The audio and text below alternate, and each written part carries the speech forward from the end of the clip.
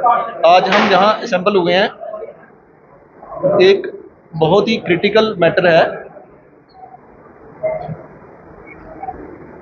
जो आफ्टर 370 के टूटने के बाद हमारी स्टेट को एक रिवैम्प करने के लिए गवर्नमेंट ऑफ इंडिया ने एक इन्वेस्टमेंट स्ट्रेटजी प्लान करी थी, जिसको हम इंडस्ट्रियल पॉलिसी 2030 के नाम से जानते हैं। वो इंडस्ट्रियल पॉलिसी हमारे माननीय अमित शाह जी जो हमारे होम मिनिस्टर हैं, उन्होंने इस पॉलिसी का ओपनिंग किया था।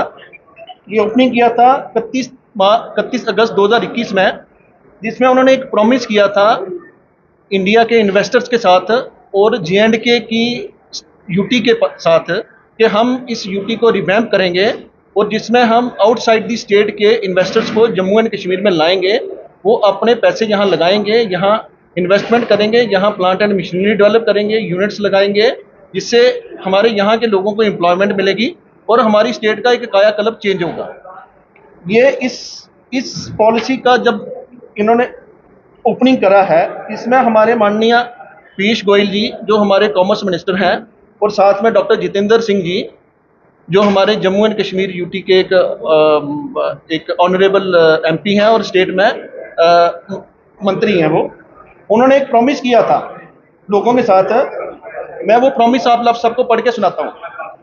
The launch of this new portal under the new sector scheme 21 we will offer the benefit of 28,400 crore, ठीक है, to the industrial sector of Jammu and Kashmir.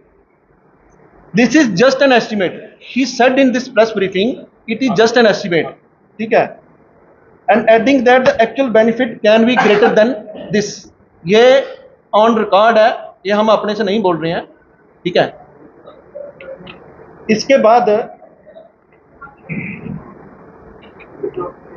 पहले मैं आपको बैकग्राउंड ऑफ दी पॉलिसी बता दूंगा, पॉलिसी कैसे आई, किन किन लोगों ने इस पॉलिसी में प्रोमिस किए हैं। वो रिटर्न है, पेपर्स में है, हम अपने से नहीं बोल रहे हैं, ठीक है। 15 अगस्त 1922 को अमित शाह जी ने, ये इकोनॉमिक्स टाइम्स में उनका प्रेस ब्रीफिंग है, जिसमें उन्होंने बोला था कि 50,000 crore to be invested in J&K after the launch of new sector scheme of the industries, ठीक है।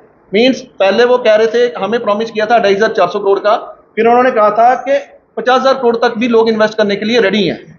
ये Amit Shah ji is not an ordinary person, he is the home minister of the country, ठीक है।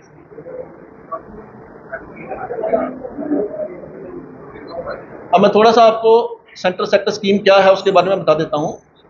ये सेक्टर स्कीम है, इंडस्ट्रियल यूनिट्स जो लगने थे उनको कुछ इंसेंटिव थे, वो अपने यहाँ इन्वेस्टमेंट करते तो उनको कुछ बेनिफिट्स मिलने थे। वो बेनिफिट्स जो अदर देन द कंट्री में जो स्कीम्स चल रही हैं इंडस्ट्रियल पॉलिसी की, उससे काफ़ी ज़्यादा बेटर इंसेंटिव थे। इसलिए गवर्नमेंट के प्रॉमिस के ऊपर लोगों ने यहाँ पे अपनी इन्वेस्टमेंट करी और आकर के यहाँ पे यूनिट लगाए। इसमें इन्होंने एक अमाउंट फिक्स किया था कि 28,400 crore plus 15% of the amount, ठीक है। और उसका एक लिमिटेशन पीरियड रखा था कि इस पीरियड के बीच में जिन जिन लोगों ने अप्लाई किया, हम उन लोगों को इस स्कीम का बेनिफिट देंगे। ये स्कीम खत्म होनी थी 30/9/2024 को और रजिस्ट्रेशन कंप्लीट होनी थी 31 मार्च 2025 को, ठीक है। इन्होंने बीच में एक पीरियड में इस पॉलिसी को चलते चलते बंद कर दिया, जबकि there was no official communication from the government side, ठीक है।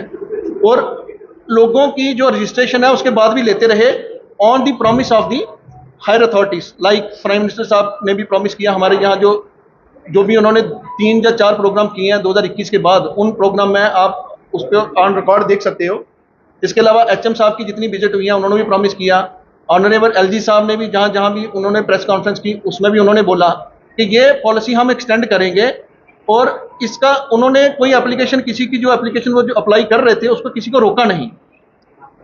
मीनिंग देयर बाय कि वो चाहते हैं इन्वेस्टमेंट, उनके प्रॉमिस के बेस के ऊपर लोग इन्वेस्टमेंट कर रहे हैं आज भी। बट वो प्रॉमिस इन्होंने उसके बाद इस पॉलिसी को अचानक बंद कर दिया। आज की डेट में इस पॉलिसी में 971 यूनिट जिसकी इन्वेस्टमेंट 28,400 करोड़ की है, उनको बेनिफिट दे दिया गया, सरकार ने उनको बेनिफिट दे दिया। इसके अलावा 570 यूनिट ऐसे हैं, 570 यूनिट जिसकी इन्वेस्टमेंट लगभग 55,000 करोड़ की है। उन्होंने भी उसी पोर्टल पे अप्लाई किया था, उन्होंने भी अपने लैंड ले ली हैं, उन्होंने भी इन्वेस्टमेंट कर दी हैं, बट उनकी फाइलें भी बिल्कुल कंप्लीट हैं। उसके लिए सरकार आज की डेट में कुछ नहीं कर रही।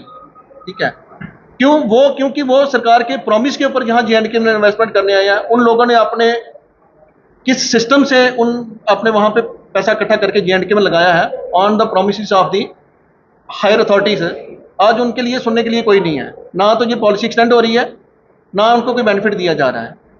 हम आज इस प्रेस कॉन्फ्रेंस के माध्यम से यही कहना चाहते हैं कि इस पॉलिसी को एक्सटेंड किया जाए और जो एम्प्लॉयमेंट और जो J&K के लिए फ्यूचर विजन सरकार ने देखा है उसको सहयोग किया जाए। ठीक है, ये 8 दिसंबर 2024 में ऑनरेबल LG साहब एक प्रेस कॉन्फ्रेंस करते हैं, उसमें ये बोलते हैं LG साहब कि हमने प्राइम मिनिस्टर और HM को 75,000 करोड़ के लिए लिखा हुआ है। ठीक है, LG साहब ऑन हिज ओन नहीं प्रेस कॉन्फ्रेंस कर सकते जब तक हायर अथॉरिटी के साथ डिस्कशन ना हो। इसके अलावा सेकंड प्रेस कॉन्फ्रेंस में उन्होंने जो ये इंडियन इंस्टीट्यूट ऑफ मैनेजमेंट में उनका एक प्रेस ब्रीफिंग हुआ है, ये पूरे मीडिया को उन्होंने एड्रेस किया है। उस मीडिया में भी उन्होंने यही बोला है कि हमने HM साहब और प्राइम मिनिस्टर साहब के साथ इस चीज़ का डिस्कशन किया है और उन्होंने हमें अश्योर किया है। हम वही कह रहे हैं कि जो HM साहब ने, जहाँ PM साहब ने, जहाँ ऑनरेबल हमारे फाइनेंस मिनिस्टर साहब हैं, उन्होंने अगर जो अश्योर किया है उसको इम्प्लीमेंट करें। अदरवाइज जो मोरल इन इंडस्ट्रीज जो J&K में जो लोग पैसे आज की डेट में लगा के बैठे हैं, जो इन्वेस्टमेंट करके बैठे हैं, उनका मोरल कैसे आप लोग समझते हो? 6 महीने हो गए हैं, there is no one from the government side जो उनको आश्वासन दे कि आगे क्या होना है। पॉलिसी आज की डेट में बंद है, उनकी इन्वेस्टमेंट की गारंटी के लिए कोई नहीं है। वो DICs में जाते हैं, वो कमिश्नर सेक्रेटरी के पास जाते हैं, वो किसी गवर्नमेंट मिनिस्ट्री के पास जाते हैं, उनकी आवाज़ सुनने वाला कोई नहीं है, कोई एश्योरेंस नहीं दे पा रहा। हर बंदा यही कहता है कि हम बात कर रहे हैं। There is nothing concrete on the ground. So इस प्रेस कॉन्फ्रेंस का माध्यम आज यही है कि उन लोगों की दर्द जिनको आपने प्रॉमिस करके इस स्टेट में इन्वेस्टमेंट करवाई है, उनकी क्या गलती है? वो अपनी स्टेटों में काम कर रहे थे, उनकी क्या गलती है कि वो आज यहाँ आके आपके प्रॉमिस के ऊपर वो यहाँ आए हैं और आज आप गवर्नमेंट अथॉरिटी उनसे मुंह मोड़ के खड़े हैं। ये एक डिस्ट्रस्ट है जो एक इंडस्ट्रियल इन्वायरमेंट को जो एक अच्छी दिशा में लेके नहीं जा रहा।